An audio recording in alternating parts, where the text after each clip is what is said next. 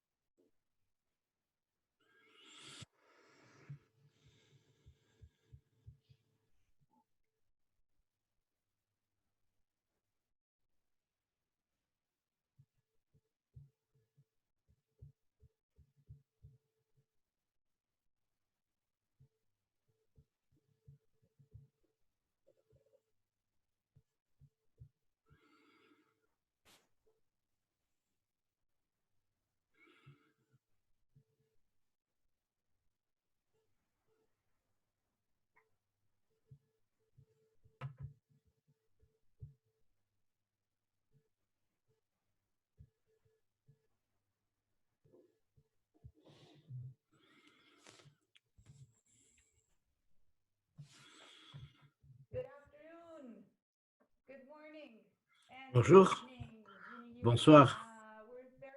La jeunesse, nous sommes très heureux de vous avoir parmi nous aujourd'hui dans le premier de 3 webinaires qui auront lieu dans les semaines.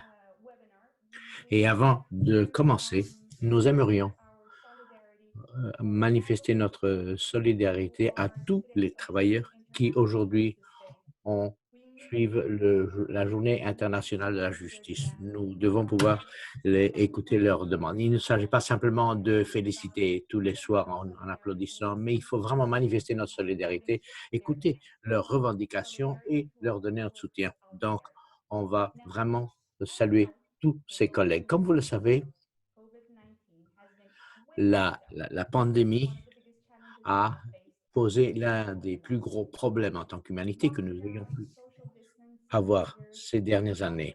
Malgré les mesures de distanciement social et toutes les mesures médicales qui ont été prises, tout cela nous a forcés à faire une expérience sociale de proportion mondiale dont nous ne connaissons pas encore la portée complète. Les statistiques montrent qu'aux États-Unis, 16 millions de personnes ont commencé à travailler à distance, donc le télétravail. Et par exemple, au Japon, 85% des grosses sociétés et 51% des PME ont introduit le travail à distance, le télétravail, comme résultat de la pandémie. Mais la question qui se posait, celle-ci, comment cela nous porte atteinte? Est-ce que c'est bon, c'est mauvais? Sommes-nous prêts? Devons-nous fixer des limites? Et que se passe-t-il pour les jeunes? Que se passe-t-il pour les syndicats? Le but du webinaire d'aujourd'hui est justement d'expérimenter ou plutôt d'explorer toutes nos options. Et nous avons un groupe de membres qui sont très intéressants. Il y a donc il y a Alice Foldbach qui est la directrice des cadres, Sietzka Serra de l'Argentine, qui est également celle qui va promouvoir le travail en Argentine, qui va réglementer cela. Nous avons Carmona de Comisiones Obreras en Espagne et le camarade de Nippodo, Japon. Tous vont nous faire part des différents aspects de leur droit à la déconnexion. Après ces présentations, nous allons vous donner la parole pour une séance de questions-réponses et vous pouvez les faire soit dans le chat ou dans le segment questions-réponses que vous verrez en bas de votre écran. Les documents que vous allez pouvoir explorer se seront mis à votre disposition par le biais d'un lien que nous allons vous fournir. Et ce webinaire va être mis sur streaming, donc dans le nuage, et dans les différentes langues que nous avons en ce moment à notre disposition. De même, Nous aimerions commencer. Je vais donner la parole à Alex. Est-ce que tu aimerais prendre la parole, s'il te plaît? Bonjour tout le monde et merci Martin de cette présentation. J'aimerais voir ma présentation.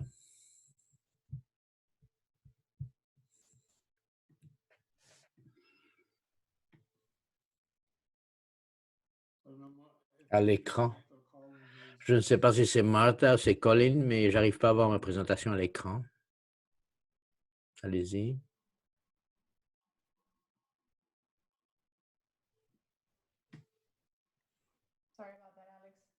Excuse-moi, Alex. Je vais mettre ça à l'écran. Excuse-moi. Aucun problème. Pas de souci.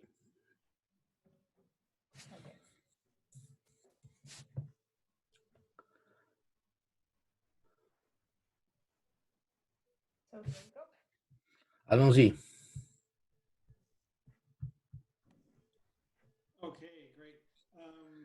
Bien. Là encore, merci Martha et merci à tous ceux de cette invitation pour vous présenter le travail que nous avons accompli dans le service des cadres. Et si vous ne savez pas, je fais partie des cadres, de la défense des cadres. Dans ma présentation, je vais vous parler de deux sujets, qui est le droit au travail, au télétravail et le droit à la déconnexion. Il y a également certains documents qui vont être publiés. Le guide pour le droit à la déconnexion qui a été publié l'année dernière, l'actualisation de cette année dans le cadre de la pandémie et un autre document qui servira de base de discussion. Nous passons à la diapo suivante.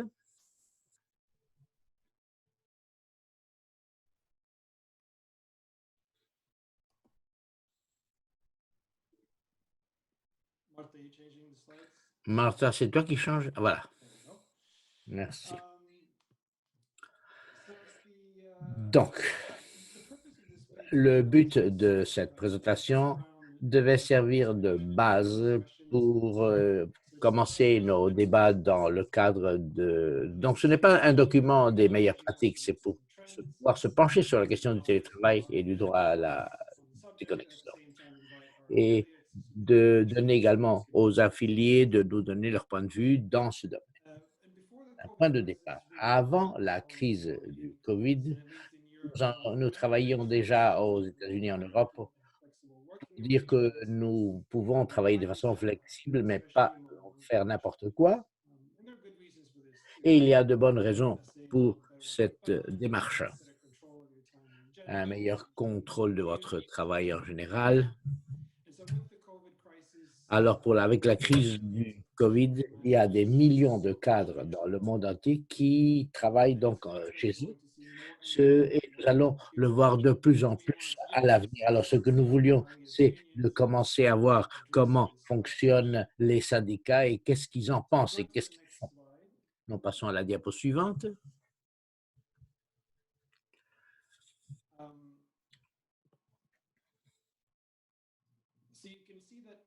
Vous pouvez voir que dans ce document, nous avons montré quelques principes. Il est important de continuer de parler dans le cadre des syndicats, de parler avec leurs affiliés. Ce sont des éléments qui démarrent une conversation plus qu'autre chose. Pour que les compagnies ne continuent pas d'offrir le télétravail sans discrimination, sans restriction, mais en même temps ne pas forcer que les employeurs ne forcent pas les employés à suivre cette démarche et que l'excuse de l'argent n'en soit pas une. Car il y a toute une série d'avantages, mais aussi d'inconvénients. Isolement, moins de niveau de créativité et d'innovation, moins de spontanéité. Et pour certaines personnes, ce n'est pas vraiment une seule, c'est pas l'apanage des solutions, disons comme ça. Ensuite, la crise du Covid a été très brusque. Donc, on comprend parfaitement que les employeurs ne sont pas forcément tous portés sur une solution immédiate et positive. Nous savons que nous avons besoin de temps, ils auront besoin de temps également, et d'avoir des sessions de formation, et que sur le long terme, ce soit durable.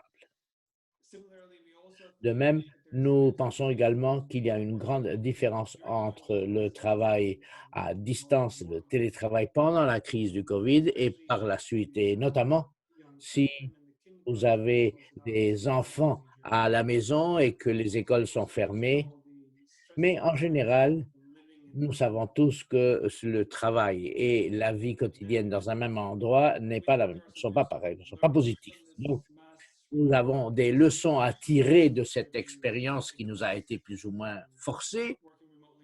Nous avons appris à travailler à distance, donc la notion du télétravail.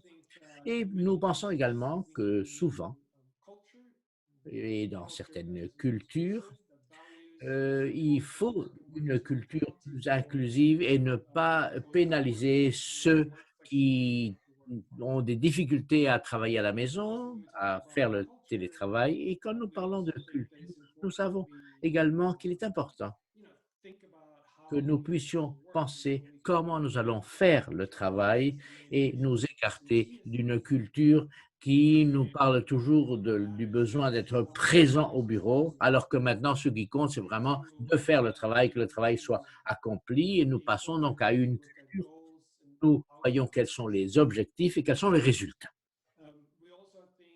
Nous pensons également qu'il est important de voir des questions du type, par exemple, vie privée. Et nous avons constaté que pendant la crise du Covid, beaucoup d'employeurs ont augmenté le niveau de surveillance qu'ils exerçaient sur leurs employés. Il y avait un genre d'espionnage qui était mis en place souvent. Et finalement, nous devons garantir qu'il y ait le droit à la déconnexion, qu'il soit vraiment mis en place.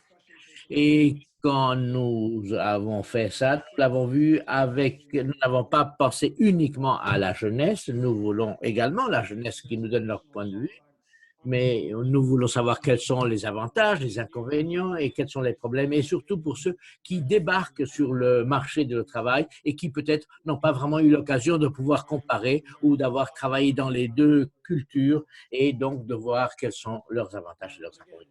Mais c'est avec plaisir que j'entendrai les points de vue des uns et des autres. Si nous passons au droit à la déconnexion, nous avons publié un guide pour les négociations dans le cadre de négociations syndicales, mais c'est un document d'ordre pratique qui contient les meilleures pratiques, qui a certains textes qui sont parfaitement utiles lorsque l'on passe à à la négociation à proprement parler. Et c'est valable aussi bien pour les employeurs, car on n'a pas besoin de forcément d'attendre que des lois aient été mises en place qui nous permettront justement de faire valoir notre droit à la déconnexion. Et ce guide que nous avons publié se trouve en six langues en ce moment, anglais, français, espagnol, suédois, allemand et japonais à l'heure actuelle. Et si vous n'avez pas eu l'occasion de le voir, je vous enjoins à le faire. C'est un excellent document qui sert de point de départ, mais je ne vais pas vous en parler là maintenant en détail. Diapo suivante, s'il vous plaît. Merci. Je voulais simplement attirer votre attention sur quelques éléments essentiels. Là, c'est parler des dangers d'être constamment connecté et des portées que cela a sur la qualité du travail, sur notre capacité de dormir correctement, sur la vie sociale avec les amis, la question de l'épuisement, du burn-out et le temps que nous devons prendre pour nous expliquer pourquoi cela est nécessaire. Ensuite, il est très important qu'il n'y ait pas de sanctions pour ceux qui ne sont pas connectés et il y a souvent une notion implicite ou explicite que le travail, le travailleur est censé continuer après le travail. Et souvent, il y a des répercussions négatives pour ceux qui ne jouent pas forcément le jeu de la façon désirée. C'est là, je crois, un aspect culturel et de l'entreprise particulièrement important que nous devons souligner à l'heure actuelle. En troisième lieu, il est important que l'on parle du droit à la déconnexion et le devoir des autres de respecter ce droit, de ne pas envoyer des emails la nuit ou des coups de fil la nuit. Et c'est quelque chose qui doit être fait correctement et non pas à la légère, parce que c'est la responsabilité de tout à chacun, et notamment des employeurs, de ne pas obliger leurs employés à suivre des consignes en dehors des heures de travail. Ensuite, nous devons également définir quelles sont les circonstances et les horaires normaux et ceux qui sont extraordinaires, car en effet, parfois, nous devons être connectés à notre source de travail après l'horaire normal.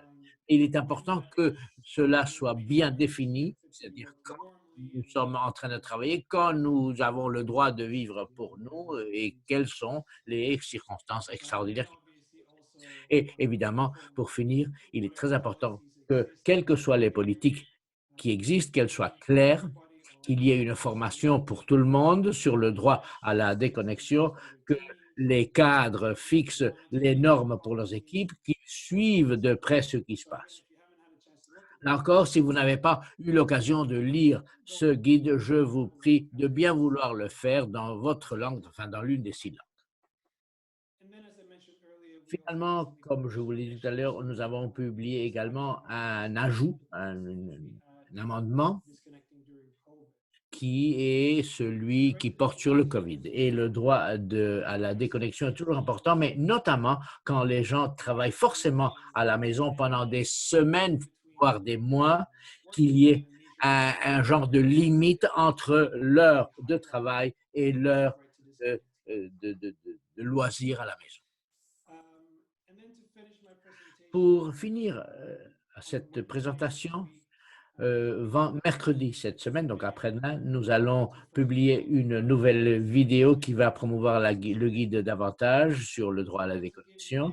Et je voulais simplement vous donner un tout petit aperçu de cette vidéo tout de suite. J'espère que vous pourrez en profiter. Donc, allons directement à la vidéo.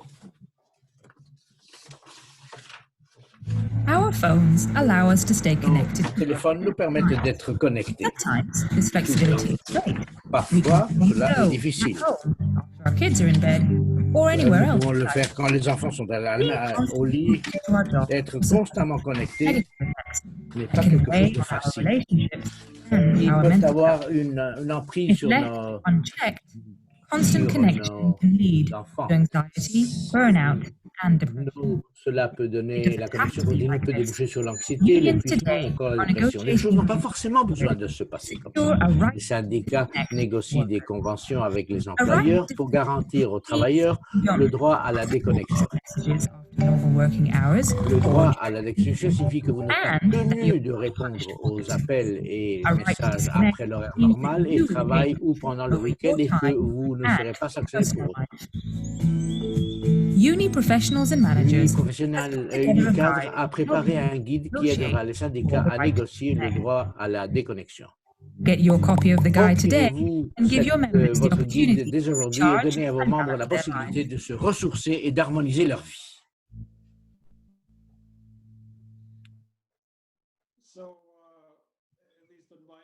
Alors, j'ai pas vraiment eu un audio particulièrement brillant, mais je crois que vous avez pu en saisir la partie. Et avec ceci, j'en finis de ma présentation et c'est avec plaisir que je répondrai à vos questions. Je vous remercie.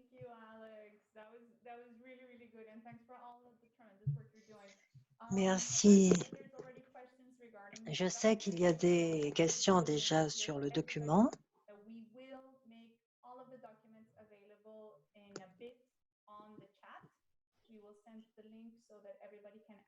Des liens vous seront envoyés sur le chat pour que vous trouviez tous ces documents dont nous discutons dans le Dropbox et nous attendons le lancement officiel de la vidéo. Et nous invitons à partager cette vidéo avec d'autres personnes. Tous les concepts de base du télétravail ont été présentés. Je voudrais maintenant donner la parole à Sofia Casteva, qui a travaillé sur cette question, mais qui parle également des éléments visibles et invisibles de cette question. Sophia, tu as la parole. Eh bien, tout d'abord, merci beaucoup pour cette invitation. Je vais passer à l'espagnol. Nous allons donc utiliser l'interprétation et nous entendrons une gamme plus étendue de voix et de langues. C'est l'un des principaux atouts d'Uniglobal, que nous puissions nous exprimer dans beaucoup de langues. Lorsque nous parlons des effets invisibles et visibles du télétravail, une grande partie de tout cela a déjà été présenté par Alex. Il y a donc beaucoup de choses, beaucoup de questions qui surgissent lorsque nous songeons au télétravail. En réalité, le capitalisme, et ça c'est mon avis personnel en tant qu'économiste, dérive vers un capitalisme cybernétique. Ce capitalisme cybernétique commence peu à peu à phagocyter le capitalisme industriel plus traditionnel. En ce sens, les consommateurs commencent déjà à s'apercevoir de ce changement. Et il faut donc commencer à mettre en place des mesures plus précises et il faut organiser de manière plus efficace la chaîne mondiale d'approvisionnement. Je pense donc que la question des données concernant les travailleurs et les méthodes de travail sont extrêmement importantes et le télétravail se prête à une surveillance encore plus étroite. Alex l'a déjà très bien exprimé. Il faut réfléchir à cette question que lorsque l'on utilise le télétravail, tout est enregistré sur le web. Par conséquent, il y a davantage de possibilités de contrôle de l'entreprise qui peut détenir une quantité énorme de données qui peuvent ensuite déboucher sur des algorithmes concernant les relations du travail. Mais passons aux choses les plus visibles d'abord. Quand on parle de télétravail, il y a des droits. Il y a d'abord cette question du matériel, et il faut avoir un ordinateur, il faut avoir une connexion à Internet, la question des horaires, le principe de la réversibilité et de la possibilité de choix. Alex l'a déjà très bien dit, c'est un principe fondamental. Il faut que l'on pratique le télétravail parce qu'on le souhaite et pas parce que l'on y est obligé. Il faut donc une volonté du travailleur à effectuer ce télétravail et il ne faut pas que cela soit une option permanente. Le travailleur doit avoir la possibilité de basculer entre les deux possibilités.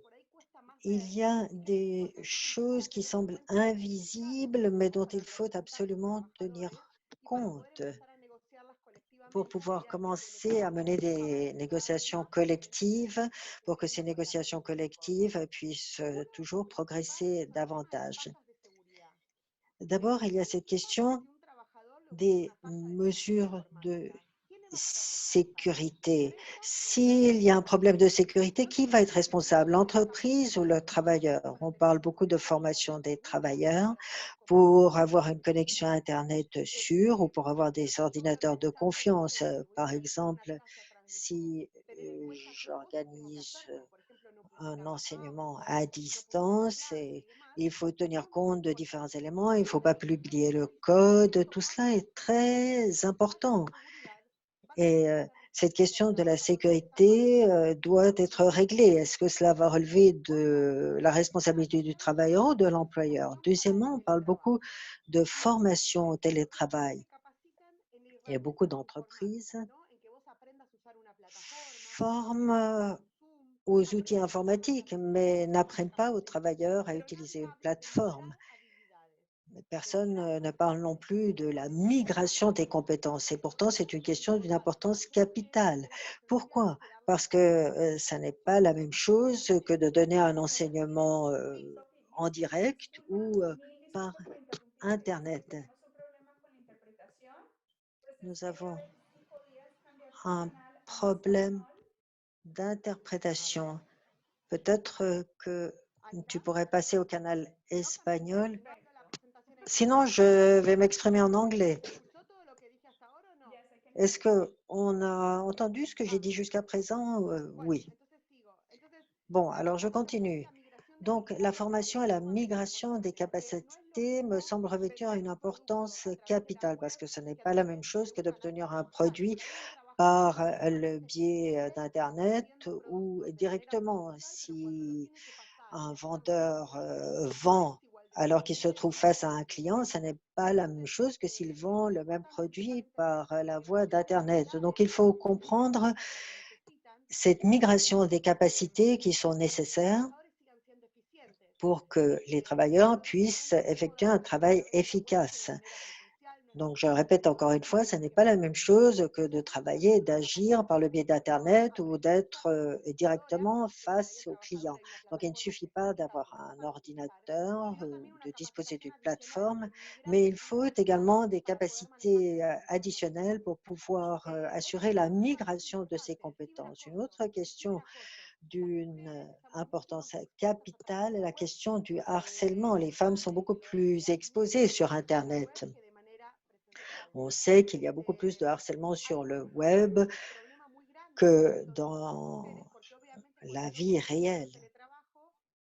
Lorsque l'on commence à pratiquer le télétravail, il est évident que le courrier électronique, le téléphone d'un travailleur et surtout d'une travailleuse deviennent plus accessibles. Par conséquent, il est plus facile d'attaquer, de harceler ces personnes. Il faut donc trouver des moyens pour dénoncer ces pratiques pour que les femmes ne fassent pas l'objet de multiples tentatives de harcèlement.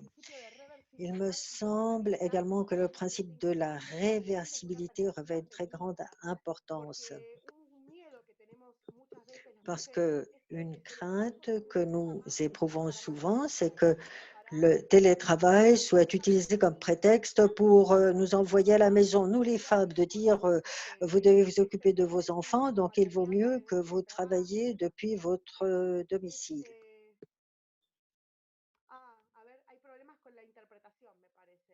Apparemment, il y a des problèmes d'interprétation.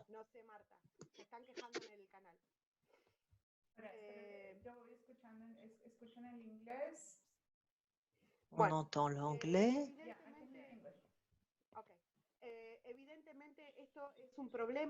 Donc, de toute évidence, c'est un problème également de l'optique du féminisme, parce que de toute évidence, nous ne souhaitons pas que le télétravail devienne un prétexte pour envoyer les femmes travailler à la maison, alors que les hommes continuent à travailler en entreprise. Il me semble donc très important d'insister sur ce principe du choix du télétravail et le principe de la réversibilité, c'est-à-dire que l'on peut revenir en arrière et changer de décision, soit assuré. Donc, je porte un regard féministe sur cette question et il ne faut pas saisir cela comme prétexte pour que la femme soit reléguée à son domicile et que l'homme puisse continuer à se rendre sur un lieu de travail. Voilà ce que j'appelle des facteurs invisibles. Ils ne sont pas nécessairement invisibles, mais ils sont peut-être moins flagrants. Et il faut faire un effort additionnel pour bien voir ces facteurs additionnels. Bien sûr, les questions de sécurité, la migration des compétences, tout cela est très nécessaire, très important, et il faut en tenir compte lorsque l'on mène des négociations collectives pour le télétravail. Les lois nationales également devraient tenir compte de ces questions pour pouvoir développer des mécanismes susceptibles de protéger les travailleuses et les travailleurs également, et que cela permette une productivité à long terme, parce que sinon, le télétravail va se faire au détriment des personnes qui n'ont pas certaines capacités, surtout les personnes plus âgées peut-être, ou les personnes qui ont moins de possibilités d'accès à l'informatique. Souvent, il y a des personnes qui ont des difficultés avec Internet lorsque la connexion n'est pas stable, lorsqu'il y a des fluctuations, des interruptions. Il faut donc une formation supplémentaire pour que le télétravail ne se déploie pas à l'encontre des travailleurs au moment d'assurer cette migration des compétences. Il faut également commencer à avoir des stratégies globales par rapport au télétravail. On n'entend pas l'interprétation vers l'espagnol, mais il n'y a pas d'interprétation vers l'espagnol, puisque l'oratrice s'exprime en espagnol. Donc, on a ce risque du dumping social. Il pourrait y avoir des tentatives pour pratiquer un dumping social, puisque l'on peut procéder à un recrutement international des travailleurs. Voilà ce que je tenais à dire. Apparemment, il y a eu pas mal de problèmes de traduction. J'en suis désolée. J'espère que la prochaine fois, il y aura moins de problèmes. Merci. Oui, la technologie est encore susceptible d'être améliorée, n'est-ce pas? Merci beaucoup, Sophia, pour cet exposé. Tu as abordé beaucoup de questions. Et souvent, il s'agit peut-être de questions nouvelles dont nous n'avons pas toujours tenu compte. Par exemple, l'absence de sphère privée, le cybercapitalisme, la migration des compétences. Dans tous ces domaines, il y a eu une augmentation notable. Et l'on constate de plus en plus ces phénomènes alors que nous passons à ces nouvelles formes de travail. Il y a également la question des minorités et des femmes. Il est donc très important de revenir à ces questions plus tard au cours de la discussion.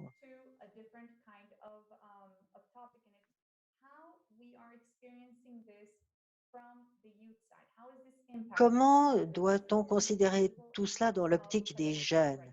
C'est une autre façon de considérer ce problème. Par conséquent, je voudrais maintenant donner la parole au camarade Deiji du Japon, qui va venir nous rejoindre et qui vient du pays du monde qui s'est adapté le plus rapidement ou depuis le plus longtemps à ce télétravail. Nous souhaitons l'entendre parler de son expérience, de son travail.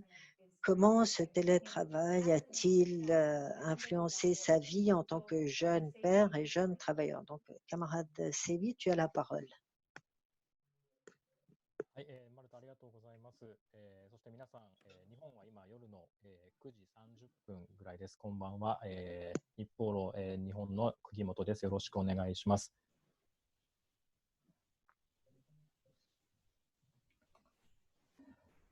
まず私の、経験から話をさせていただきたいと思います。通訳皆さん大丈夫でしょうか？日本語で話しております。私がテレワークを始めたのは、3月の下旬ぐらいです。当初は週の半分を出社をして残り半分テレワークということで進めていました。ただ、コロナウイルスの感染拡大に伴って、政府が緊急事態宣言を出してからは、原則テレワーク、毎日テレワークをしていました。became the norm.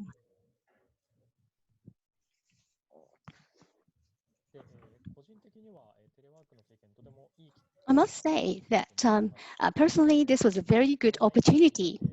Online meetings, emails, and chats we did not know how much we could achieve through these virtual means until we actually tried it. But it was much smoother than we had expected.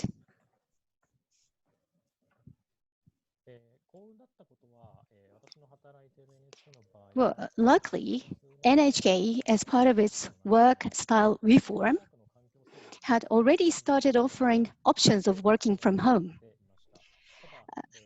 However, very few had taken it up.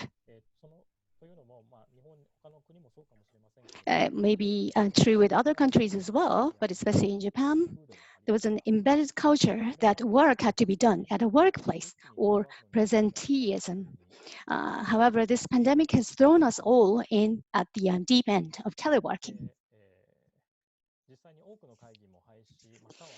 Many meetings were abolished or curtailed. We were given options of attending meetings physically or virtually. It has become very rare to travel a long distance only to attend a meeting.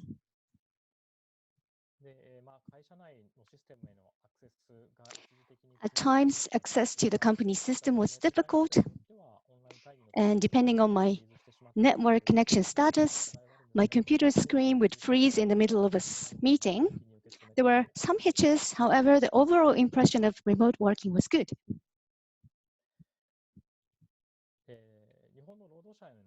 についてですが、そもそも日本の会社っていうのは、労働者というのは少しくらい例えば体調が悪かったとしても、 Well, even if you feel a little bit sick, you do not want to put a burden on your colleagues. So a lot of Japanese workers still go to work. However, as the virus spread, it became a rule that you're not supposed to go to work. So the atmosphere very much changed. So if you do not feel good, then you should rest. But because you were given the option of working from home, I think it was a very good thing. And also, Japan has more than its share of typhoons, earthquakes, heavy rains, and other natural disasters. There are still a lot of people who would go to work through those disasters, but we do not have to risk our lives trying to commute to work. And we can mitigate some risks to people this way.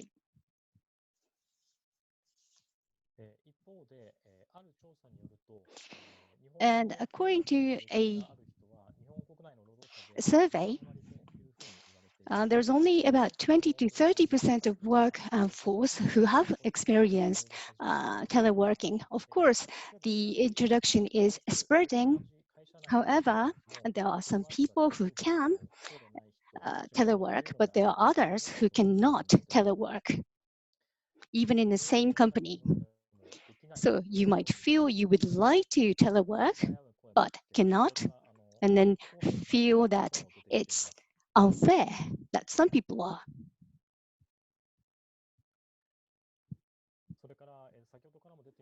Also, as was mentioned, even if you can telework, and then your system allows you to do so, but some people actually prefer to go to work. So I think it is very important to respect each individual sort of options or needs, and also have a clear evaluation system. And also, how young generation in Japan feels about telework. Well, this is not just young workers, but a lot of people can have more time with their friends and relatives and also their family members. And also, I think there's an impact in terms of the residential conditions. It might be true in other countries, but in Japan, young people whose salary tend to be low tend to live far from work or choose to be closer to their work, although the space may be limited. But with the spread of teleworking, then you might be able to live further and then live in a big house, and then you might be able to concentrate further or better. On the other hand, there are some difficulties. So there was a survey about people who experienced teleworking, and then they found it sometimes difficult to see what the other person was actually feeling or thinking. Of course, Japanese people are not very good at openly expressing their emotions in the first place. But through emails and other online messages, it is particularly difficult to guess what the other person is feeling.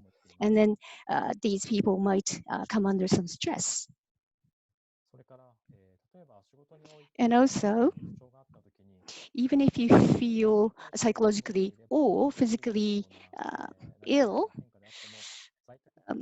it may be easy to notice at work, but you may not notice such minute changes if you're working from home.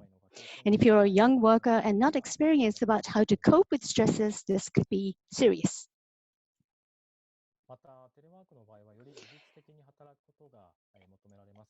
And because if it is teleworking, it could give you more time to learn more.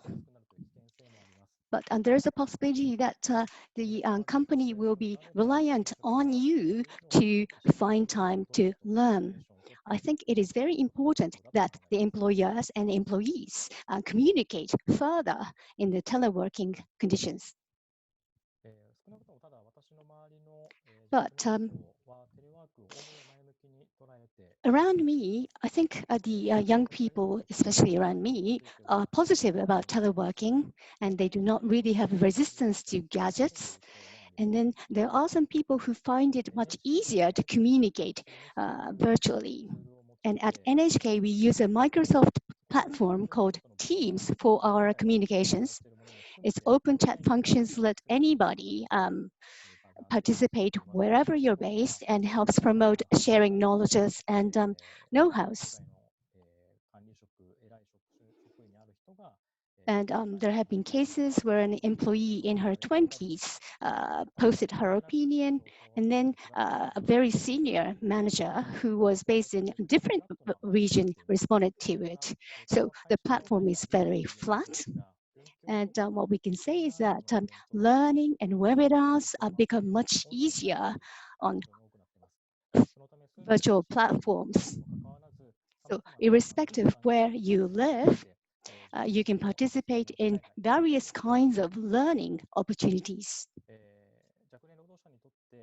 For young workers, of course, well, the teleworking, there are some hitches, there might be some things to be ironed out, but for young workers to adapt to this kind of new environment is perhaps much easier because they are digital savvy. So to learn the skills of gadgets is much easier for them. And of course, you can live much further away because of the teleworking availability. So the balance between your work and family might become easier. And online, sometimes the abuse or harassment might become rife, and there was a mention of that. But in Japan, we have started education toward children about how to utilize effectively the digital. Well, thank you very much for listening to my presentation. That's all from me. Thank you, brother. Merci, camarade. C'était vraiment très intéressant. Et cela a été très, très, très intéressant de vous entendre. Et nous voyons qu'il y a une panoplie tellement vaste d'audience Bon, il devait nous quitter parce qu'il doit retourner au travail, mais avant qu'il nous quitte, je dois vous poser une dernière question. Vous avez parlé de la jeune génération qui était plus portée sur le numérique. Et ils sont mieux connectés, ils font une meilleure utilisation de la technologie. Mais est-ce que vous pensez que cette surconnectivité crée un stress supplémentaire et des problèmes psychiques supplémentaires pour les jeunes?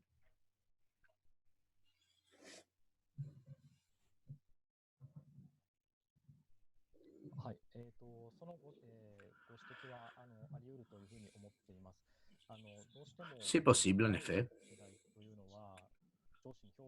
que les personnes des jeunes générations soient bien validées, soient bien mesurées, et pour ce faire, ils sont disposés à avoir leur courriel 24 heures sur 24, 7 jours sur 7. Je crois que dans certains cadres, en effet, il pourrait y avoir une exagération et qu'il faudrait donc des lois, par exemple, éviter le travail la nuit, éviter qu'une personne soit tenue de répondre pendant la nuit pour que le résultat soit le lendemain,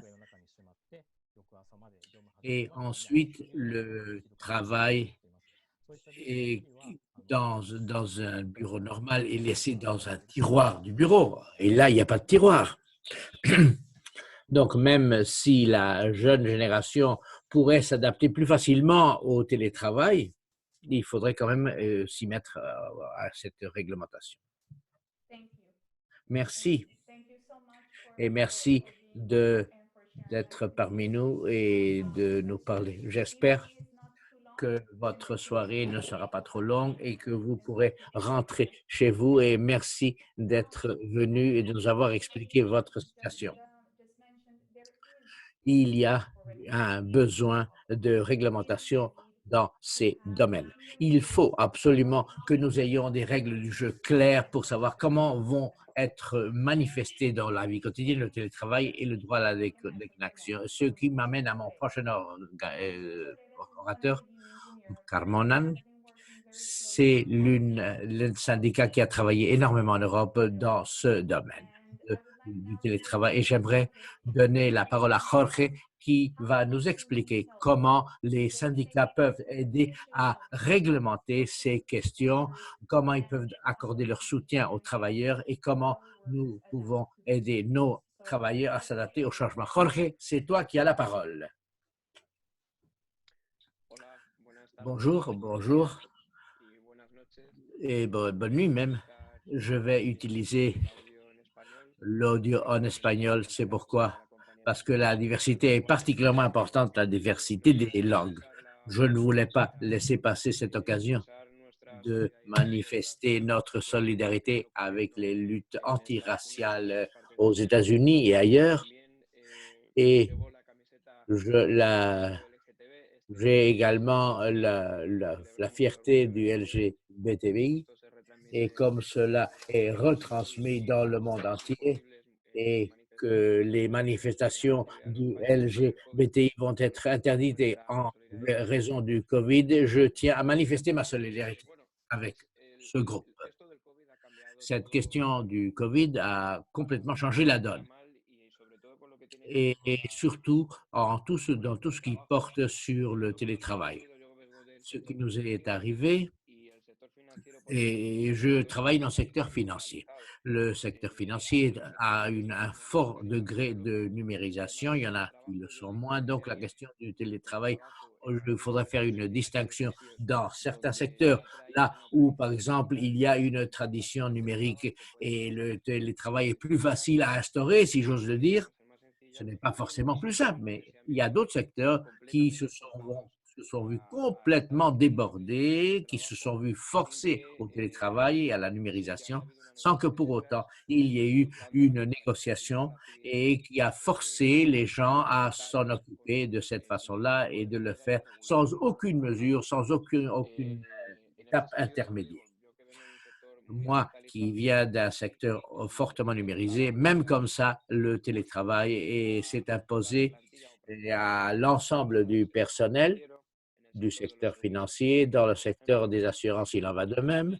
C'est pourquoi il faudrait faire cette distinction. Quand dans le télétravail, il y a des négociations existantes, je vous en parlerai, et aussi prendre en considération l'inexistence de cette réglementation, de cette négociation. Le problème le plus important, c'est qu'il n'y a pas de règlement.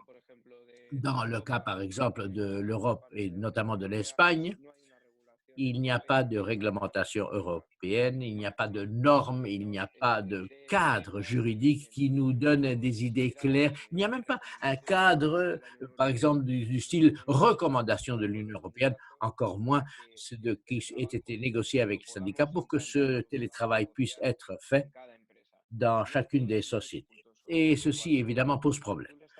Car quand tu laisses que quelqu'un d'autre impose la norme, que ce soit notamment la société ou quand il n'y en a pas, eh bien, on voit toutes sortes de cas de figure. Par exemple, les sociétés sont des sociétés de bonne volonté, il y a des syndicats, il y a une capacité de négociation, et l'autre, c'est ce que j'appelle le Far West, c'est-à-dire c'est sauf qui pue.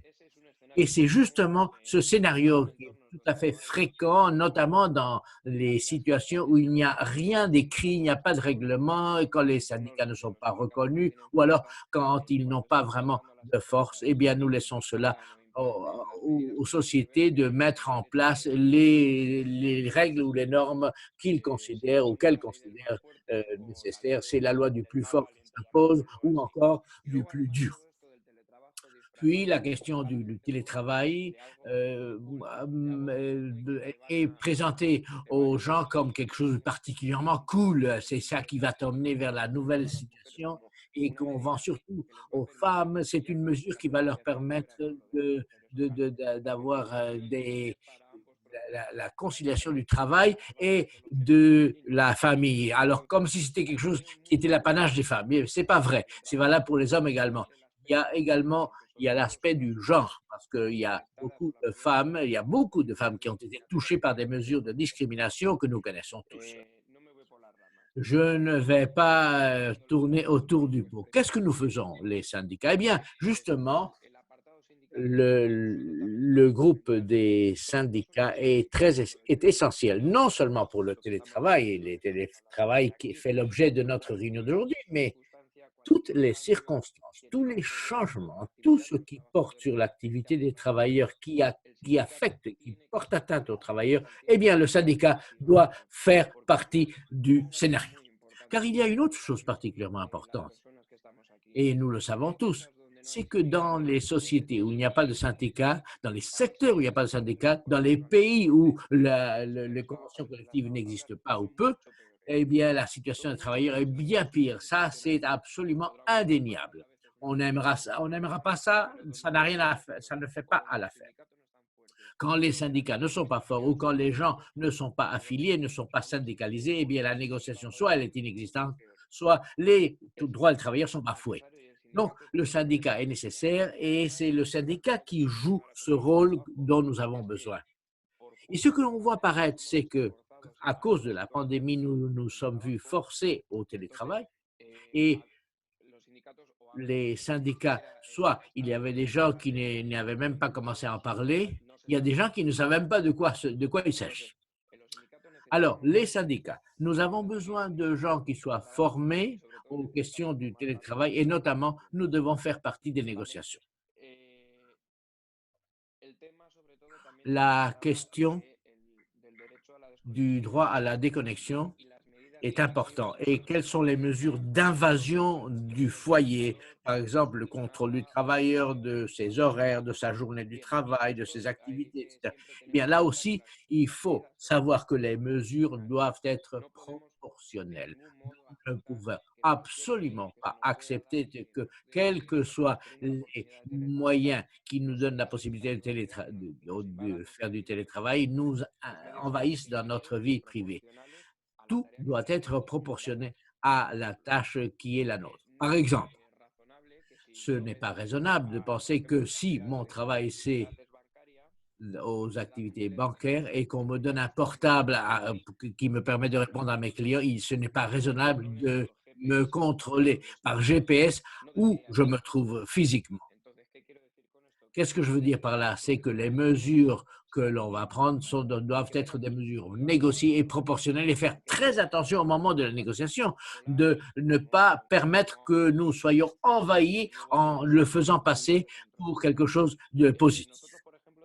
Par exemple, depuis le syndicat, nous sommes en train d'ouvrir toutes sortes de voies de négociation dans les sociétés où les sociétés se sont vues forcées au télétravail. Il n'y avait pas d'espace de négociation et qui parle de normes de télétravail, étant donné que nous n'avons aucune, soit de l'État, soit de l'Europe. Nous sommes vraiment dans un terrain vierge et tout doit être fait dès le début, de A à Z, et nous devons atteindre des accords. Mais il y en a quelques-uns qui sont déjà intervenus, par exemple, dans des sociétés du secteur bancaire ou dans les assurances.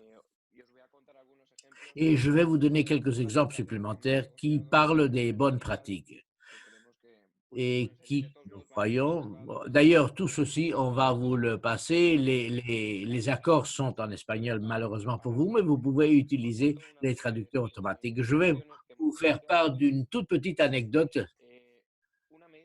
une mesure très importante que nous avons quand on parle du télétravail, c'est qu'il faut parler également de mesures de sécurité et de santé. Pourquoi?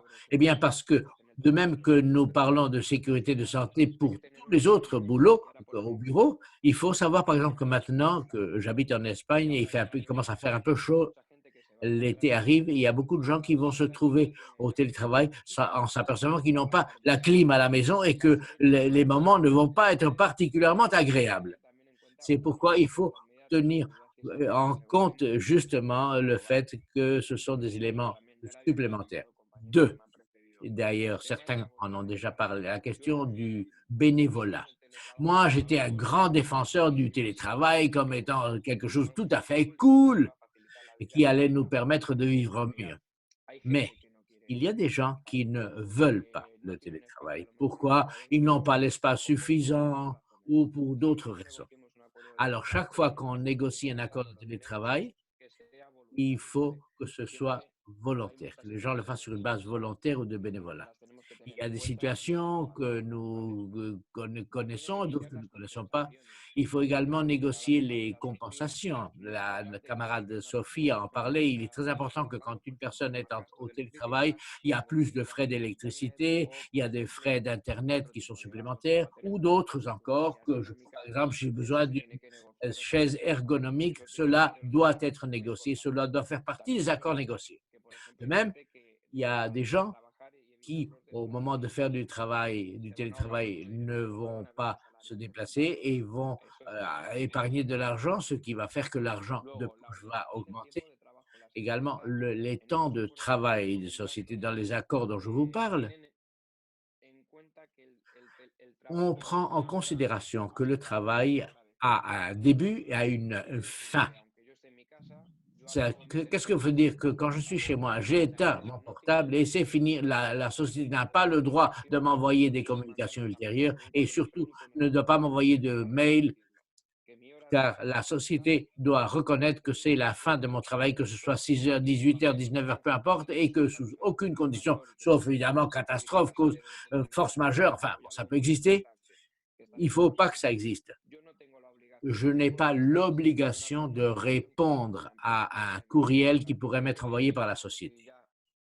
Car je suis en dehors des horaires, j'ai tout à fait le droit au repos et donc si je ne réponds pas au mail, ben, tu n'as aucune raison de me sanctionner.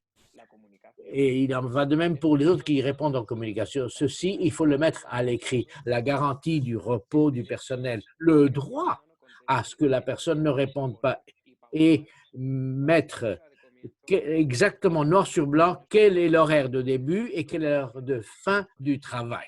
Le droit à la déconnexion est tout à fait indispensable. Autrement, eh bien, on se retrouve au fait que si ce n'est pas bien fixé par écrit, l'horaire, il est coulissant, il est glissant et la flexibilité n'existe que pour la société et nous savons que cela est très, très, très délétère pour beaucoup de gens. Lorsque nous parlons de ce droit, si tu as un horaire qui fait que tu dois être disponible même quand tu ne travailles pas, si tu es à la disposition de l'entreprise en dehors de tes heures de travail normales, il faut que cela soit rémunéré. Il faut donc plus de personnel. Autre aspect dont il faut tenir compte, la formation pour que tout le monde soit conscient de la manière appropriée d'utiliser la technologie et également de la question de la protection des données. Si tu n'as pas de formation adéquate, si tu ne connais pas l'existence de ces accords, si tu ne sais pas qu'il y a des gens qui ne respectent pas la confidentialité des données, et tu as besoin d'une formation pour connaître les accords et pour veiller à ce que ces accords soient mis en œuvre. Il faut que les entreprises indiquent par écrit que les travailleurs ont droit à certaines informations, ont droit à des périodes de repos. Il faut veiller à tout cela. Il faut que l'entreprise reconnaisse l'importance de la santé et de la sécurité de ses travailleurs et s'engage à y veiller. L'entreprise reconnaît que le recours très large à ces technologies est source de stress. Et il faut donc être conscient de tous ces effets éventuels de la technologie. Tout cela doit être couché noir sur blanc pour faire face à toutes les situations, qu'il s'agisse de travail ou d'autres situations. Donc, tout cela devrait être indiqué noir sur blanc pour que, dans certains cas, l'on reconnaisse une maladie professionnelle, maladie du travail. Il faut également éviter les mauvaises pratiques. Cela également devrait être couché noir sur blanc, surtout chez les jeunes. Peut-être qu'on te remettra un téléphone de dernière génération ou un ordinateur qui est phénoménal et on te fait croire que tu vas pouvoir voler littéralement. Mais il faut être conscient du fait que nous travaillons pour vivre et il ne faut pas vivre pour travailler. En aucun cas, nous ne devons mettre en péril notre santé en raison de notre activité professionnelle. Bon, je ne parlerai pas plus longuement, mais je tiens à remercier UNI de cette occasion qui m'est donnée de faire cette intervention et nous sommes bien sûr à votre disposition pour vos éventuelles questions. Merci, Jorge. Tu as évoqué certains points extrêmement pertinents et nous y reviendrons certainement au cours de la séance interactive. Nous pouvons maintenant revenir à Sophia pour qu'elle nous indique comment l'on a pu obtenir des mesures syndicales, des dispositions dans les conventions collectives au sujet du télétravail. Sophia va nous expliquer comment l'on a procédé au niveau national par la voie législative pour réglementer ces questions. Je voudrais donc redonner la parole à Sophia pour qu'elle nous parle de ces différentes questions. Merci, Martin. Oui, au sein de la Fédération des employeurs de commerce de la République d'Argentine, nous avons le privilège d'avoir au sein du conseil de direction le sénateur Camilo Vera. Et par son intermédiaire, nous travaillons avec la Fédération. Nous avons notamment 2 projets de loi soumis au Sénat en Argentine qui sont en discussion et qui portent sur le télétravail. Les débats sont déjà très avancés. Il est donc important de bien comprendre que les documents lancés par UNI revêtent une importance capitale. Ils nous ont servi de base pour ces 2 projets de loi. Donc, ces documents sont très utiles pour ce droit à la déconnexion, la question dont a parlé Alex.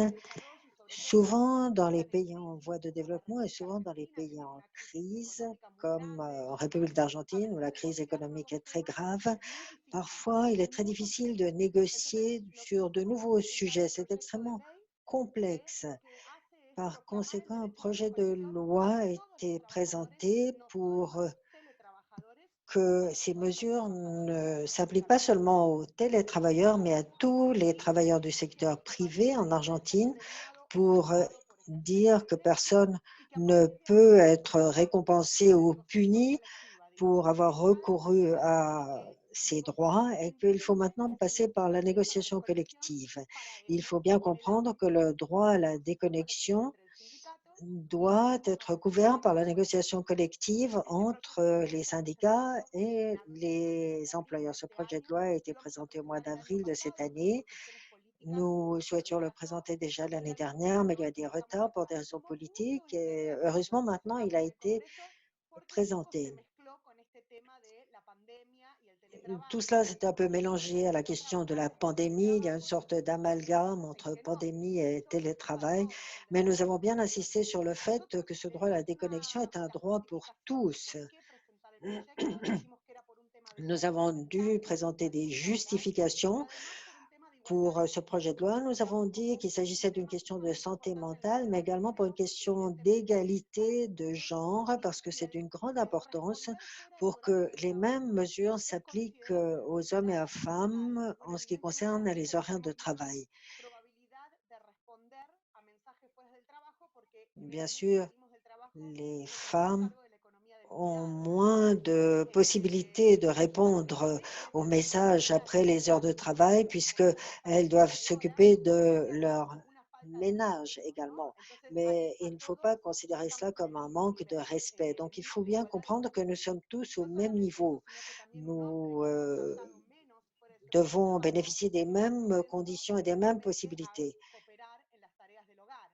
Et bien sûr, un travailleur, répond peut-être plus rapidement ou plus souvent au message, mais il est moins pris par les tâches domestiques.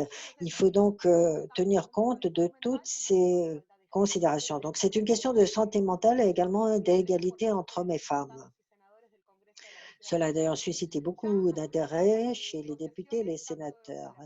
Certaines négociations, notamment avec l'entreprise IBM, ont permis d'inclure le droit à la déconnexion dans les conventions collectives. Mais bien sûr, par le biais de cette loi, nous pourrons obtenir l'inclusion de ces dispositions dans un nombre beaucoup plus important de conventions collectives. Et ceci, notamment grâce au travail d'UNI qui nous a montré la voie à suivre, qui nous a communiqué les éléments nécessaires pour que ensuite chaque syndicat puisse suivre son propre chemin. Mais il me semble que ce travail est extrêmement précieux. Dans la législation sur le télétravail, il y a également une disposition concernant le droit à la déconnexion, parce que si par la voie législative, on n'obtient pas ce droit à la déconnexion, les travailleurs vont se trouver en difficulté. Par conséquent, la législation sur le travail devrait également inclure ce droit à la déconnexion parmi toutes les autres mesures, formation, capacité, qualification, et il faut également inclure le principe de réversibilité pour bien comprendre que c'est une méthode de travail optionnelle qui doit pouvoir être choisie par le travailleur. Il faut également parler de la sécurité sociale, d'une couverture suffisante. Donc, nous avons différentes négociations collectives, des représentations syndicales et nous avons également une autre question qui est un peu polémique, mais sur laquelle nous insistons également s'agissant de multinationales. Donc là, il faut trancher entre pays de résidence de la multinationale ou pays de résidence du travailleur. Donc, que le travailleur devrait avoir droit à la législation qui soit le plus dans l'intérêt du travailleur. Cela me semble d'une importance capitale pour éviter le dumping social, le dumping des travailleurs dont il a déjà été question, pour que les conditions de travail ne prennent pas l'ascenseur vers le bas. Il me semble important que l'on réfléchisse à toutes ces questions parce que le télétravail est une réalité et par conséquent, il faut être attentif, surtout dans les pays où la législation du travail est très peu contraignante. Et là, les syndicats ont un rôle important à jouer parce que dans ces pays, souvent, les conditions de travail sont moins bonnes. Donc, le droit à la déconnexion fait déjà l'objet d'une vision assez large dans l'intérêt de tous les travailleurs et travailleuses. Ce projet sur le télétravail est beaucoup plus avancé que le projet sur la déconnexion, mais nous espérons que le projet sur la déconnexion sera également examiné au cours des prochaines semaines. Nous avons déjà des conversations avec différents députés et sénateurs pour avancer sur cette voie et nous espérons que le télétravail pourra être réglé en premier puisque la question est d'actualité en raison de la pandémie. Nous travaillons bien sûr dans un contexte de crise, mais il faudrait commencer à insister sur le fait que c'est véritablement du télétravail et pas simplement le fait de travailler depuis son domicile. Donc, cela veut dire qu'il faut veiller à des conditions décentes, il faut avoir les infrastructures nécessaires parce que le télétravail, sans l'ombre d'un doute, est appelé à être une forme de travail qui va aller croissant. Et il faut également assurer cette réversibilité. Et à l'issue de la pandémie, il faut que le travailleur ait la possibilité de dire non, moi je ne veux plus poursuivre le télétravail, je voudrais reprendre le fonctionnement précédent. Et il faut également songer aux violences au domicile. Parfois, lorsque les femmes ne peuvent pas sortir de leur domicile, ne serait-ce que pour quelques heures, cela peut être une question de vie ou de mort. Et pour certaines, donc, il est très important de pouvoir retrouver leur poste de travail dans une entreprise à l'issue de la pandémie. Donc, toutes ces questions sont importantes.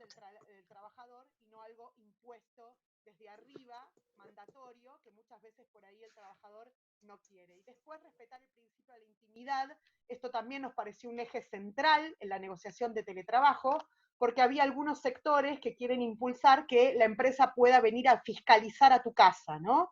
Y pueda venir a instalarte equipo a tu casa y que pueda ingresar a tu domicilio. Y esto nos pareció una barbaridad, que la empresa pueda ingresar a tu domicilio, ¿no?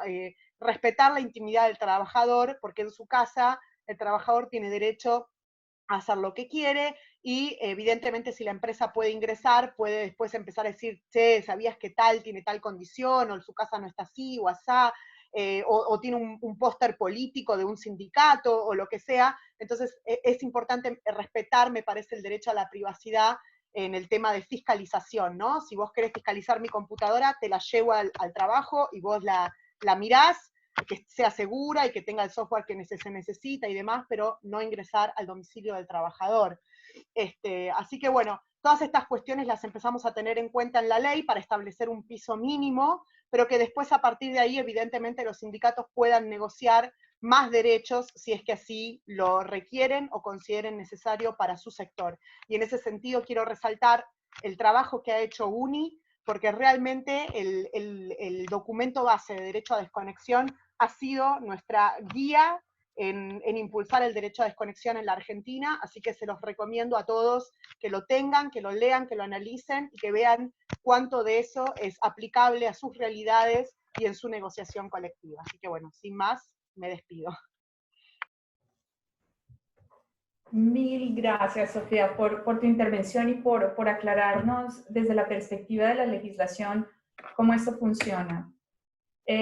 So now I'm going to switch to English. Sorry, Marta, can you just stop a minute? We've got no French interpretation.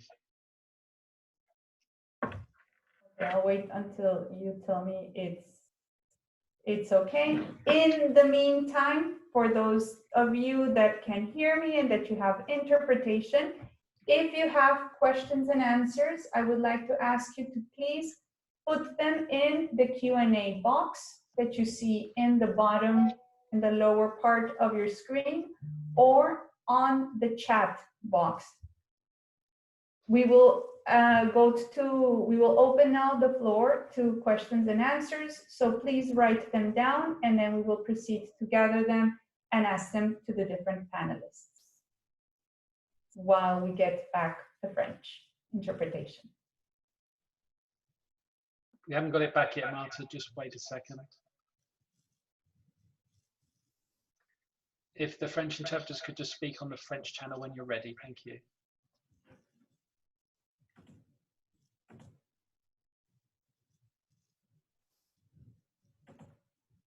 Vers le français. Est-ce que l'on entend le français? Est-ce que vous entendez l'interprétation? Merci. Bon, alors je répète encore une fois. Si vous avez des questions que vous souhaitez poser à l'un ou l'autre de nos conférenciers, veuillez passer par le biais du chat box du webinaire ou vous pouvez utiliser directement la boîte questions-réponses que vous voyez en bas de l'écran.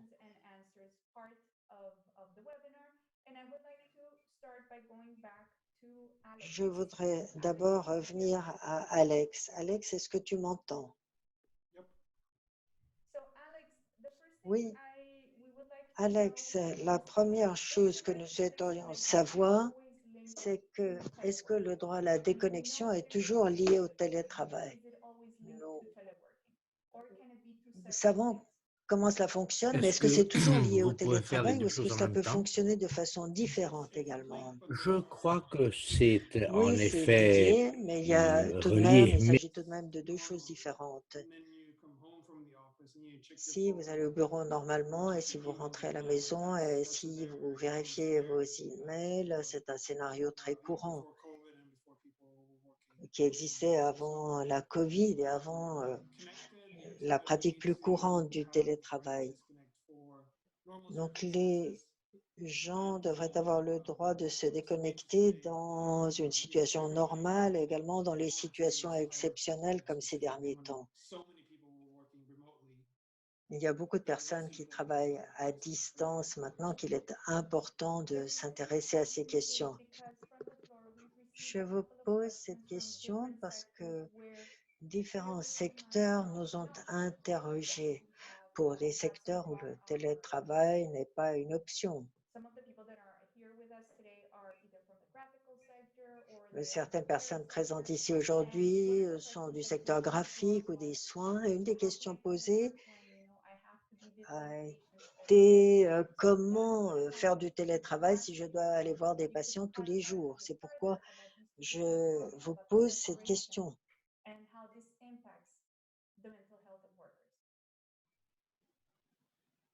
Est-ce que ça a une incidence sur les travailleurs? Oui, il s'agit de deux questions différentes. On ne peut pas tous travailler à distance. Dans certains emplois, ce n'est pas possible. Donc ça, c'est la réserve à apporter. Cela s'applique à beaucoup d'emplois, mais pas à tous, bien sûr.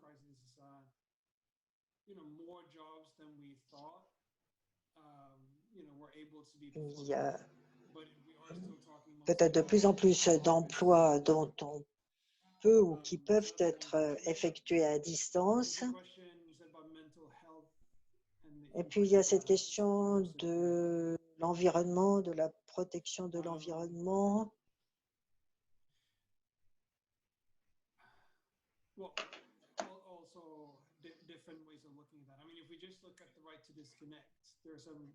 Quand nous considérons, quand on considère cette question de la déconnexion, il y a bien sûr des liens évidents entre les deux. C'est quelque chose qui est toujours présent. Et bien sûr, il y a les considérations supplémentaires qui viennent s'ajouter à la crise de la COVID. Mais pour ce qui est des répercussions sur la santé, je pense qu'on peut les éviter si l'on a des cadres clairement définis et si l'on comprend bien ce qu'il en est. Quand suis-je censé travailler? Quand suis-je censé être au repos? Il peut être très important de préciser les attentes. Et ce que nous avons constaté pendant la COVID, c'est que les gens travaillent plus longtemps très souvent. Donc, oui, les gens ne devaient pas se rendre sur leur lieu de travail, mais ces heures qui n'étaient pas consacrées au déplacement étaient en général consacrées au travail. Donc, finalement, les travailleurs faisaient davantage d'heures par semaine.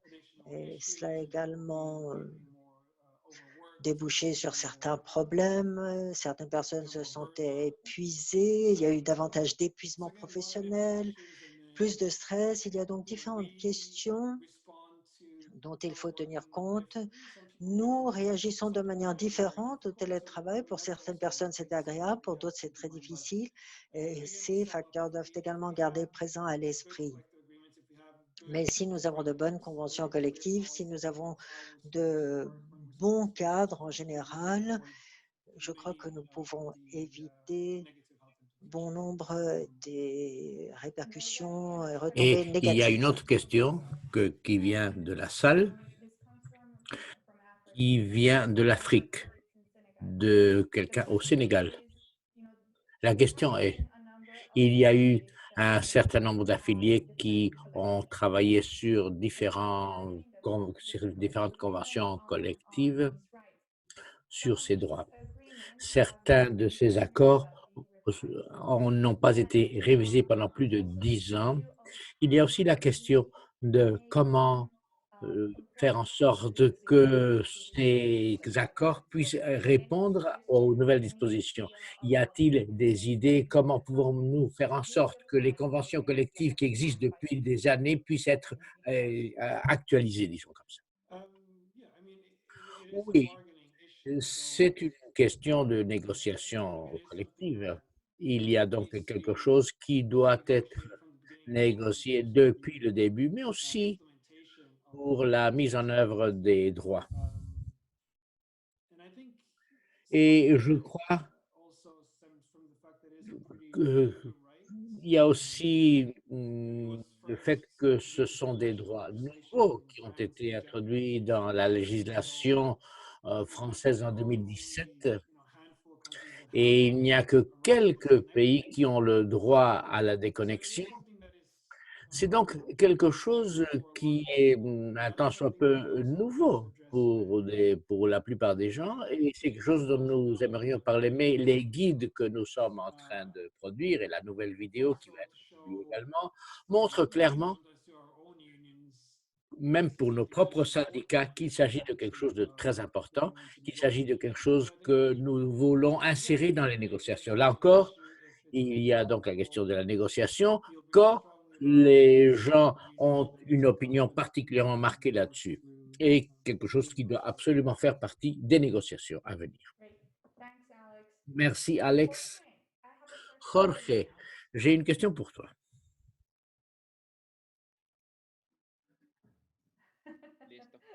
Vas-y, vas-y. Jorge, en suivant la ligne que nous avons eue avec Alex, comment ça s'est passé pour vous la mise en œuvre des conventions collectives? C'est-à-dire, quelles sont les difficultés auxquelles vous vous êtes heurtés? Quelles ont été les dispositions qu'il a fallu insérer dans cette convention pour qu'elle soit efficace? Et quelles sont les autres questions que nous pourrions inclure dans les négociations? Tu as parlé, par exemple, de la question de l'équipement, les chaises, les écrans. Quels autres sujets devraient également faire partie de ces négociations? Quand on commence une négociation, je m'entends moi-même. Bon, pardon. Quand on met en œuvre une négociation, c'est que la société a un intérêt à réglementer quelque chose, ou nous, en tout cas les travailleurs. Dans ce cas particulier, s'il n'y a pas d'intérêt, il n'y aurait pas de négociation, il n'y aurait rien du tout.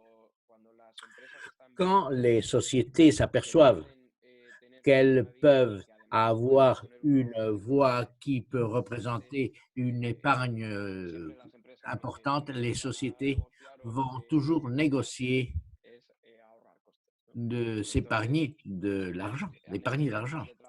Donc, elles ont vu le télétravail comme une façon de réduire leurs coûts dans la mesure où cela leur permet également d'épargner de l'électricité, des questions des accidents du travail sur les trajets. Je ne sais pas dans d'autres pays, mais ici en Espagne, une partie importante des accidents sont ce qu'on appelle in itinéré, c'est-à-dire depuis la maison jusqu'au travail et vice-versa.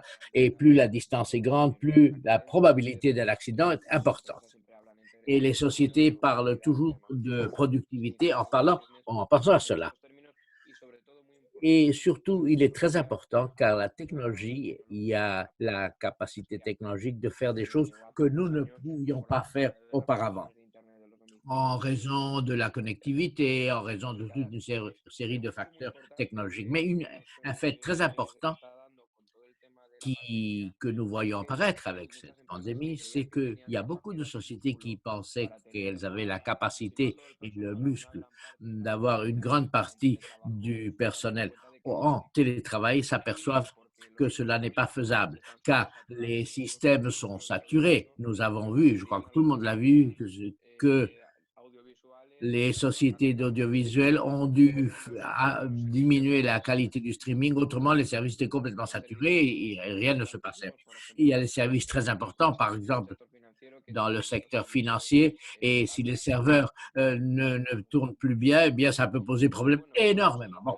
Alors, quand on commence ces négociations, il faut toujours voir les deux parties de la question, les deux côtés de la médaille, les sociétés qui veulent évidemment réduire leurs coûts et les travailleurs qui souhaitent également avoir leurs droits.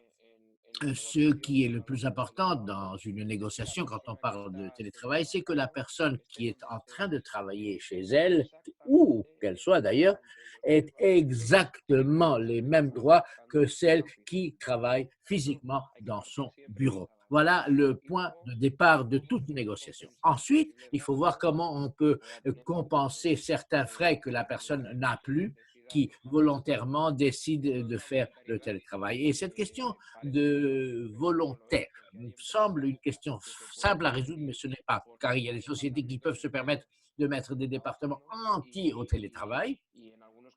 Et dans certains cas, c'est quelque chose qui marche. D'ailleurs, elles obligent les personnes au télétravail, ce qui nous porte dans certains cas à des situations limites. Donc, le concept de volontaire est important. L'obligatoriété des droits par rapport à une personne qui ne travaille pas chez elle, mais qui travaille au bureau. Et ensuite, la question de l'inclusion, de la sécurité, de la santé. Dans les accords signés, il y a une question qui semble absurde, mais qui ne l'est pas. C'est l'interdiction d'avoir des appels du travail pendant que la personne est en train de suivre son emploi. Cela semble absurde, mais c'est qu'avant, on appelait des gens qui étaient dans des postes commerciaux, qui étaient en train de faire des visites, et qu'elles avaient des accidents, parfois mortels même, sur la voie publique, car pendant que tu conduis, ta capacité de répondre aux appels est moindre puisque tu dois faire attention à la route. Et si en plus cet appel te rend responsable de quelque chose qui s'est passé, tu as fait quelque chose de travers et ta capacité de conduite est évidemment amoindrie. C'est pourquoi il faut le mettre dans un accord où on dit pendant que la personne est au volant, eh bien, vous ne pouvez pas l'interrompre et l'appeler, etc. Voilà quelque chose qui est important. Il faut donc des mesures de sécurité et de santé, quelles qu'elles peuvent, même si elles peuvent me sembler absurdes, eh bien, ce n'est pas comme ça. Et je ne me souviens plus de ce que vous m'avez demandé, c'est que je parle un peu trop. Non, c'est bon, c'est bon, c'est bon. Justement, maintenant que je t'ai, j'ai plusieurs questions pour toi que l'on voit apparaître sur notre réseau. La première, une question qui vient de la Norvège. Comment pouvons-nous considérer que le travail est volontaire dans une situation de pandémie qui est la nôtre? Bonne question. Il y a une question, si est-ce qu'on doit te payer tes dépenses ou pas, tes frais? Eh bien, celle des frais encourus, soit on te les paye, soit on les négocie. Pour ce qui est le camarade de la Norvège, bon, c'est en effet un problème. Le syndicat, surtout au début de la pandémie, nous avions tout un tripoté d'appels et de conseils qui nous étaient même à ma société, mais on oblige au télétravail et il n'y avait pas suffisamment d'ordinateurs. Alors les personnes devaient mettre à disposition de l'employeur leur propre ordinateur. Bon, je pense que quand il y a des circonstances exceptionnelles, il faut avoir un peu de bon sens. Je sais que tu peux refuser de mettre ton ordi à disposition de la société, certes, mais mais la société est obligée à te fournir les moyens nécessaires pour que tu puisses exercer ton travail. Mais soyons conscients que dans une situation de la pandémie où rien ne tombait dans les casiers tels que cela aurait dû être le cas, il n'y avait pas suffisamment d'ordinateurs. Ensuite, il n'y avait pas de protéines, tout ce qui soit les masques et autres. Donc, il faut à ce moment-là être un petit peu inventif. Il y a des sociétés qui sont un peu pirates. Il y a des sociétés pirates, on le sait, et qui, même si elles avaient les moyens, ne les mettaient pas à la disposition de leurs travailleurs, certes, mais ce n'est pas toujours comme ça que ça s'est passé. Et dans un premier temps, les personnes, nous avons dû mettre notre propre équipement à disposition de nos employeurs pour pouvoir nous en sortir, mais cela ne devrait pas constituer une norme. Maintenant, nous commençons une période que nous appelons de nouvelle normalité. Et si je continue de travailler chez moi, c'est à la société de mettre les moyens à ma disposition pour que je puisse exercer mon travail. Ensuite, il y a le fait que tous les postes de travail ne sont pas forcément susceptibles d'être mis sous télétravail. Il faut le savoir, par exemple.